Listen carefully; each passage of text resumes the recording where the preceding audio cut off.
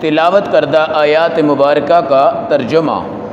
فاختلف الاحزاب، پھر یہ جماعتیں آپس میں لڑنے لگی، من بینہم، ایک دوسرے کے ساتھ، فویل للذین کفروا، پس ہلاکت ہے کافروں کے لیے، من مشہد یوم عظیم، اس دن جو بہت بڑا دن آنے والا ہے۔ اسمع بہم وابصر، کیا یہ سنیں گے اور کیا یہ دیکھیں گے، یوم یأتوننا، جس دن یہ ہمارے دربار میں آ جائیں گے، لیکن الظالمون اليوم فی ضلال مبین، آج تو ظالم کھلی گمراہی میں نظر آئیں گے۔ وَأَنذِرْهُمْ، اے ہمارے نبی آپ ان کو ڈرائیں، یوم الحسرہ، اس دن جس دن صرف حسرت رہ جائے گی، اذ قضی الامر، جب اللہ کا فیصلہ پورا ہو جائے گا، وہم فی غفلہ، اور یہ غفلت میں ڈوبے ہوئے ہوں گے، وہم لا یؤمنون، اور یہ ایمان پر نہ ہوں گے۔ انا نحن نرث الارض، ہم ہی ہیں زمین کے وارث، ومن علیہا، اور جو زمین کے اوپر چیزیں ہیں ان سب کے وارث بھی ہم ہیں، وَإِلَيْنَا يُرْجَعُونَ، ہماری ہی طرف تم سب لوٹائے جاؤ گے۔ آیت نمبر 37، 38، 39 اور 40، پارہ نمبر 16 سورۃ مریم۔ اللہ نے قرآن کی اس آیت میں فرمایا کہ یہ عیسائی اور یہودی آپس کے اندر بھی لڑائی پیدا کر گئے، اور آپس کے اندر بھی ان کی بڑی بڑی جماعتیں بن گئی، آپس کے اندر بھی ان کی بڑی بڑی جماعتیں بن گئی۔ کچھ اہل حق بنے، کچھ اہل باطل بنے۔ جیسے یہودی کہتے ہیں کہ حضرت عزیر وہ ہیں جو سورۃ البقرہ میں آپ پڑھ کر آ رہے ہیں کہ جن کو اللہ نے 100 سال تک سلا دیا تھا، اور جس گدھے پر وہ گھر سے سفر کے لیے نکلے تو اس پر سامان اور پانی کا مشکیزہ وہ بھی تھا، تو 100 سال کے بعد اللہ نے ان کو اٹھایا، یعنی زندہ کیا، تو ان کا جو گدھا تھا، ان کا جو کھانا تھا، ان کا جو پانی تھا، بالکل تر و تازہ تھا، بالکل تر و تازہ تھا۔ گویا کہ ایک بہت بڑے اللہ والے تھے، اور ان کے ساتھ یہ واقعہ اس طرح ہوا کہ حضرت عزیر ایک بستی سے گزر رہے تھے تو وہ بستی کے سارے مکان تباہ و برباد ہو چکے تھے۔ ان کے دماغ میں بڑا ایک تعجب ہوا، تو وہ سوچنے لگے کہ اللہ اس بستی والوں کو تو مار چکے ہیں، قیامت کے دن ان کو کیسے اٹھائیں گے؟ آخر ایک ایک کو جمع کرنا، مرد کو بھی، عورت کو بھی، پوتے کو بھی، نواسے کو بھی، بہن کو بھی، بھائی کو بھی، رشتہ دار کو بھی، عزیز و اقارب کو۔ یہ اللہ قدرت والے ہیں، بڑے قدرت والے ہیں، قادر ہیں۔ حدیث کے اندر آتا ہے کہ صرف یہ جو ریڑھ کی ہڈی ہے نا ہماری، یہ ہوگی، صرف یہ ہوگی، اس پر پورا نقشہ بنا دیا جائے گا۔ سردار صاحب ایک ریڑھ کی ہڈی پر پورے سردار صاحب بنا کے سامنے کھڑے کر دیے جائیں گے، اللہ کا نقشہ ہے۔ اب حضرت عزیر کے ذہن میں یہ بات تھی کہ یہ پوری بستی تباہ ہو گئی ہے، اس کو کیسے اٹھائیں گے اللہ؟ اللہ نے ان کو بھی 100 سال موت دے دی، پھر اللہ نے ان کو اٹھایا جی، اور اٹھا کے پوچھا بھئی تم کتنا عرصہ رہے ہو؟ وہ کہنے لگے مجھے تو ایک دن بھی نہیں ہوا، حالانکہ کتنے ہوئے تھے؟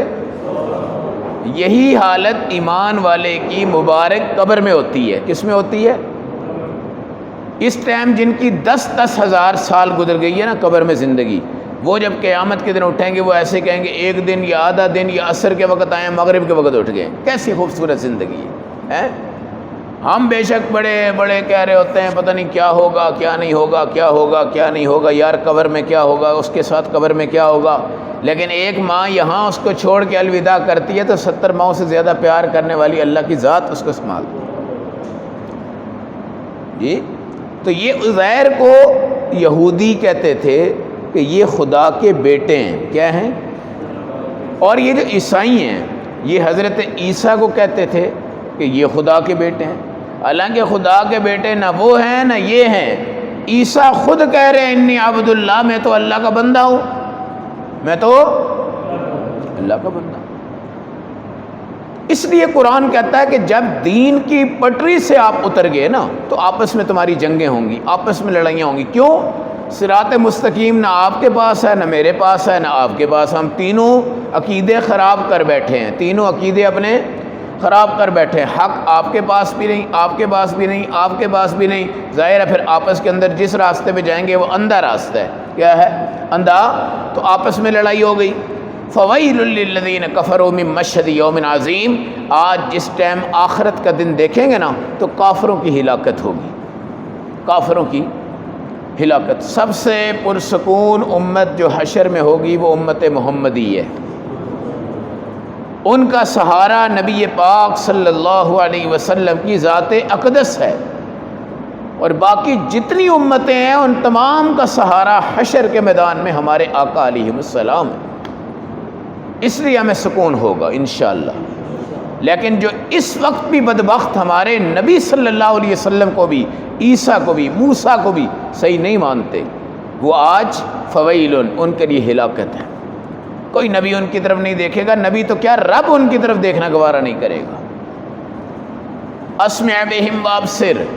آج وہ کیا سنیں گے، آج وہ کیا دیکھیں گے؟ ان اندھوں کو میرا اللہ پوچھے گا، بدبختو، ظالموں، بد کردارو، تمہاری بلڈنگ، تمہارے مدرسے، تمہاری مسجدیں، تمہارے لاؤڈ سپیکر، تمہارے محلے، تمہارا میڈیا، تمہارے ٹی وی، تمہارے چینل قرآن کو رنگ سے رنگ میں لا کر دکھاتے گئے اور عقیدے پہ عقیدہ بیان کرتے گئے، اور تمہاری جو اصل انجیل تھی وہ بھی تمہیں سچ بتاتی گئی، تورات تمہیں سچ بتاتی گئی، مگر تم سچ سے جی چرا کر تورات کو بھی پھینک گئے، انجیل کو بھی پھینک گئے. بالآخر قرآن آیا. پھر وہ قرآن مقدس کتاب ہے جو سب سے سخی ہے. یہ قرآن بہت سخی ہے. آج عیسائی یہاں بیٹھ جائیں، ہم قرآن والے یہاں بیٹھتے ہیں، ان کی انجیل وہ پڑھیں، ہم اپنا قرآن پڑھیں، لیکن ان کی انجیل میں عیسیٰ کی وہ فضیلتیں نہیں ہیں جو ہمارے قرآن میں عیسیٰ کی فضیلت ہے. یہ قرآن سخی ہے. اور آج تورات لے آئیں، تورات پڑھیں وہ یہودی، ہم پڑھیں اپنا قرآن.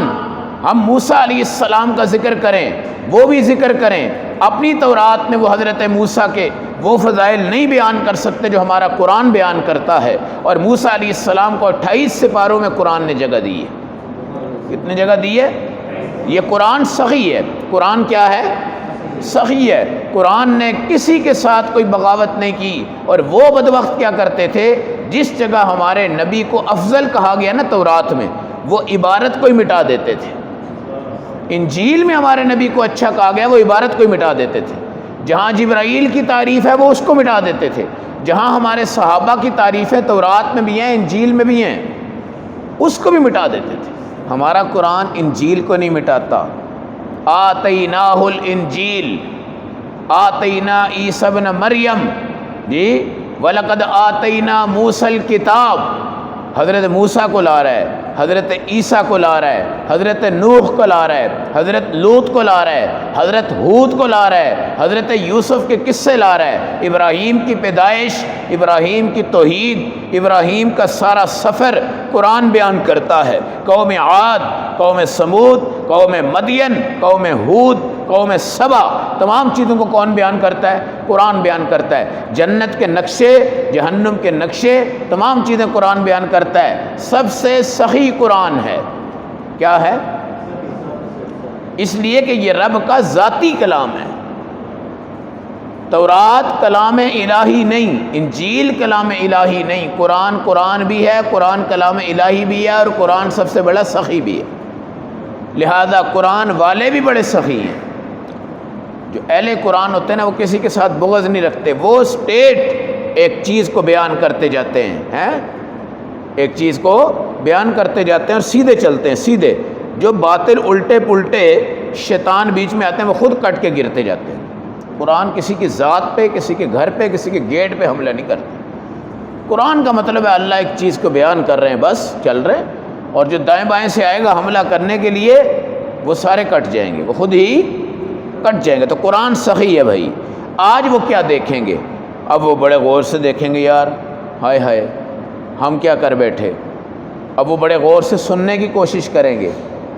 اس وقت سننا فائدہ نہیں دے گا، دیکھنا بھی فائدہ نہیں دے گا۔ آج ظالم ضلال مبین کھلی گمراہی میں ہوں گے۔ وَأَنذِرْهُمْ يَوْمَ الْحَسْرَةِ، اے نبی آپ ان کو حسرت کے دن سے ڈرائیں۔ حسرت، افسوس، یہ افسوس کا دن ہے۔ کس کے لیے؟ کافر، منافق، مشرک اور بدعتی، ان کے لیے آج حسرت ہے۔ ان کے لیے آج کیا تھا کہ وہ اگر پڑھ لیتا لا الہ الا اللہ محمد رسول اللہ، اس کو کیا تھا کہ وہ ایک نماز ہی پڑھ لیتا، یار ایک قرآن پڑھ لیتا، وہ ایک آیت کو آنکھوں سے دیکھ لیتا، وہ قرآن کو بھئی اٹھا لیتا، سینے سے لگا لیتا۔ آج اس کو حسرت ہے، اب تو وہ کچھ نہیں کر سکتا۔ مشرک، مرے ہوئے لوگوں کی قبروں پہ جا کے سجدہ کرنے والا، حی قیوم رب کو چھوڑ کے وہاں پہنچ گیا، آج اس کو حسرت ہے۔ اور منافق، میں نے کہا سب سے بڑی سزا کس کی ہے؟ منافق کی ہے۔ منافق آپ کو کہتا ہے جی میں بڑا مولوی ہوں، میں بڑا صوفی ہوں، میں بڑا اللہ کا کیا ہوں؟ ولی ہوں، اور میں بڑا سخی ہوں، ہیں؟ آپ کو سب کو کہہ رہا ہے اندر سے منافق ہے، لیکن عوام کے سامنے وہ کیا کہتا ہے میں بڑا سخی ہوں۔ اس کو یہ چیز ظاہر کرنے کے لیے 1,00,000 روپے کی تھدی نکال کے بانٹ رہا ہے۔ ایک قربانی آپ کرتے ہیں وہ 10 کر رہا ہے، صرف دکھانے کے لیے۔ 1 روپے آپ صدقہ دیتے ہیں وہ 1000 دے رہا ہے۔ آپ نماز میں چوتھی رکعت میں آتے ہیں، وہ اذان سے بھی پہلے آگے بیٹھا ہوا جی میں بڑا نیک ہوں، میں بڑا نیک ہوں، ہے۔ اور حج پہ آپ جا رہے ہیں تو وہ حج پہ بھی جا رہا ہے، 8-10 لاکھ روپے لگا رہا ہے منافق، ہے کیا؟ عمرے پہ جا رہا ہے، عمرے پہ 2 لاکھ روپے لگا رہا ہے، مگر ہے کیا؟ منافق۔ اچھا جہاد کا مسئلہ آتا ہے نا تو جہاد میں بھی کوشش کرتا ہے جانے کی، منہ سے کہتا ہے، بعد میں پیسہ پوسہ دے دوں کہ کچھ نہ کچھ چکر اپنا چلا لیتا ہے۔ اب ہم ہیں منافق نہیں ہیں اللہ کے فضل سے جی، مگر وہ منافق ہے، ہمارے ٹوٹے پھوٹے عمل ہیں لیکن ہم منافق نہیں ہیں، اللہ ان کو قبول کر کے رنگ دے دیں گے، رنگ لگا دیں گے۔ لیکن جو منافق ہے وہ آج حسرت کرے گا، ہائے ہائے میں یار اپنے دل کو صاف کر لیتا، باقی کام تو سارے میں کرتا رہا، نمازیں، زکوٰۃ، قرآن، حج، جہاد، عمرہ، سب کچھ کرتا رہا، اور کرنا پڑتا ہے، کرنا اس کی مجبوری ہے، کیونکہ منافق تو اللہ کو پتہ نہیں یہ منافق ہے۔ لوگ تو کہتے ہیں یار بڑا مولوی، بڑا صوفی، بڑا اللہ کا ولی، بڑے قاری صاحب ہیں، بڑے یہ ہیں، بڑے وہ ہیں، لیکن اندر سے منافق ہے۔ تو بھائی ساری محنت دنیا میں کرنی پڑتی ہے نا اس کو، جی کرنی پڑتی ہے، لیکن کوئی جزا ملی اس کو نہیں۔ آج انذرہم یوم الحسرہ، آج اس کو بھی افسوس ہو رہا ہے، آج اس کو بھی افسوس ہو رہا ہے۔ جس نے اپنی ماں کو تھپڑ مارا ہو یا باپ کو تھپڑ مارا ہو، آج وہ بھی اس وقت افسوس کے اندر پڑا ہوا ہے۔ جس نے ہمارے نبی کی گستاخی کی ہے آج وہ بھی افسوس میں ہے۔ جس نے صحابہ کی گستاخی کی ہے آج وہ بھی افسوس میں۔ جس نے آج تک مسجد کا منہ اور فرش اور صف دیکھی نہیں ہے وہ بھی آج حسرت۔ قرآن کہتا ہے آج سے ڈرانے کا کوئی فائدہ نہیں۔ انذرہم یوم الحسرہ، اس دن سے ڈراؤ جس دن حسرت ہوگی، افسوس ہوگا۔ قضی الامر، سارے معاملات پورے ہو جائیں گے، اب کسی کی نیکی کام نہیں آئے گی، ہے۔ اور یہ جو کافر ہے نا، کافر وہ کہے گا یار مجھے اللہ ایک دفعہ دوبارہ مٹی میں لے جا کے نا دوبارہ بنائیں، پھر میں ایسی عبادت کر کے آؤں کہ حشر میں سب سے ٹاپ نمبر پہ آ جاؤں گا، لیکن دوبارہ نہیں آئے گا۔ اذ قضی الامر وہم فی غفلہ، جب قیامت آئے گی تو یہ پاگل غفلت میں ہوں گے۔ منافق نفاق پہ، شرک والا شرک پہ، بدعت والا بدعت پہ، کفر والا کفر پہ ہوگا، غفلت میں ہوں گے، ڈوبے ہوئے ہوں گے۔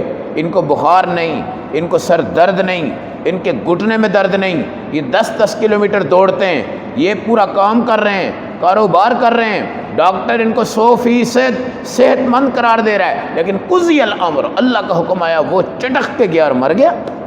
اس نے سوچا تھا یار بیمار ہوں گے، کوئی کینسر کنسر ہوگا، کوئی موت کے جھٹکے آئیں گے تو پھر دیکھیں گے، لیکن غفلت وہم لا یؤمنون، غفلت میں مر گیا لیکن ایمان نہیں لایا۔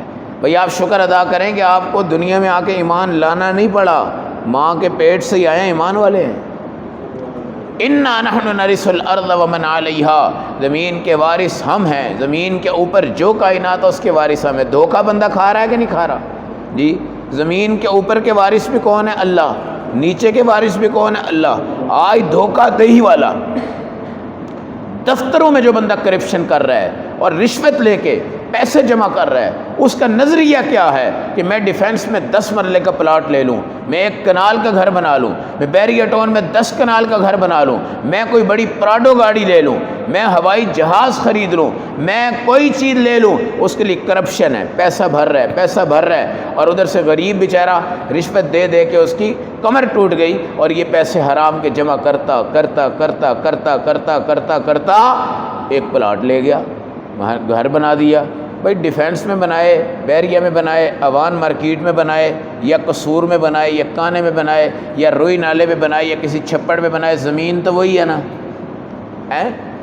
زمین تو اب ڈیفینس کی دیوار کے ساتھ جو پیچھے رہتا ہے اس کو ہم نے کھاتے میں ڈال دیا کہ یہ غریب ہے، جو ڈیفینس میں رہتا ہے اس کو کھاتے میں ڈال دیا کہ یہ امیر ہے جی۔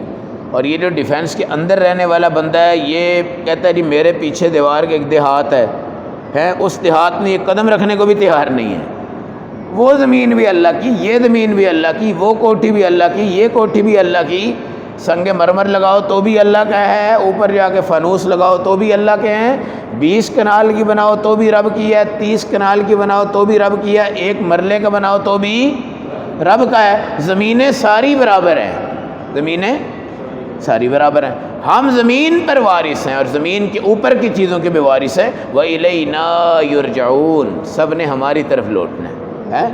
تو بھائی اپنی رہائش اور گاڑی اور دولت کی بنیاد پر کبھی کسی انسان کا پیمانہ مت ناپنا، پیمانہ مت ناپنا، ورنہ کمزور ترین رہائش والے حضرت محمد صلی اللہ علیہ وسلم ہیں۔ کچے سے کچا گھر وہ رسول اللہ صلی اللہ علیہ وسلم کا ہے، کچی سے کچی چھت وہ نبی پاک صلی اللہ علیہ وسلم کی، ہلکی پھلکی جوتی وہ رسول اللہ صلی اللہ علیہ وسلم کی، ہلکا سا دسترخوان وہ ہمارے نبی کا ہے، سب سے ہلکے مٹیریل میں پیالہ مٹی کا وہ رسول اللہ صلی اللہ علیہ وسلم کا ہے۔ کیا آپ اس دولت کی بنیاد پر کسی کو اونچا کریں گے، کسی کو نیچا کریں گے؟ تو پھر نبی کدھر جائیں گے، صحابہ کدھر جائیں گے؟ کیا پھر آپ کے اسٹیٹس سے وہ نیچے گر گئے، آپ کے درجے سے وہ نیچے چلے گئے ہیں، آپ کی اس دولت سے، اس چیز سے وہ نیچے چلے گئے ہیں؟ کبھی اس کو معیار نہ بنائیں، کبھی اس کو معیار نہ بنائیں۔ انسان انسان ہے، اور انسان کو ملے انسان کے روپ میں۔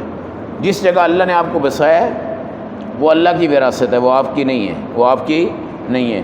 آپ کو جس وقت موت آنی ہے نا، موت آنی، کہتے ہیں کہ ایک بندہ امیر، بڑا امیر مر گیا، میں اسپتال میں ایمبولینس میں اس کو لائے، تو یہ کرونا کے زمانے کی بات ہے، جب کرونا بڑا عروج پہ تھا، تو اس کا باپ میرا حال 1.5 ارب روپیہ چھوڑ کے گیا بچوں کے لیے، تو اندر سے آیا جی 15,000 روپے جمع کروا دیں۔ کتنا؟ 15,000۔ اب اس کے بچے فون کروا رہے ہیں، سفارشیں ڈلوا رہے ہیں، فون کروا رہے ہیں، سفارشیں ڈلوا رہے ہیں، جی 7,000 تک کر دیں۔ کتنا کر دیں؟ اس میں پوری رات بیت گئی، اگلے دن صبح 9 بجے وہ آدھا ہوا یا نہیں ہوا، یہ جو ہوا یہ جو نہیں ہوا، صبح 9 بجے اپنے باپ کی لاش کو وصول کیا ہے۔ 1.5 ارب سے اوپر 3 بچوں کے لیے، اور ایک بیٹی کے لیے اور ایک بیوی کے لیے اس نے چھوڑا، اور بچے 15,000 روپے سے راضی نہیں ہیں، کہتے ہیں 7,000 کروا دیں، پھر اس کی سفارش، اس کے یار دیکھو نظام۔ اس لیے اگر کسی کا باپ مر کے آپ کو وراثت دے رہا ہے نا اپنے بیٹوں کو، تو یہ کوئی آپ کے خون پسینے کی کمائی نہیں ہے، یہ اللہ نے آپ کے ہاتھ میں دی ہے۔ آپ کوشش کریں آپ اس کو لیں تو کم از کم 10%، 5%، 20% جو خدا آپ کو دے رہا ہے نا وراثت، اس میں سے اپنے والد کے نام پر کوئی مسجد بنوا دیں۔ اللہ ہمیں عمل و سمجھ کی توفیق عطا فرمائے۔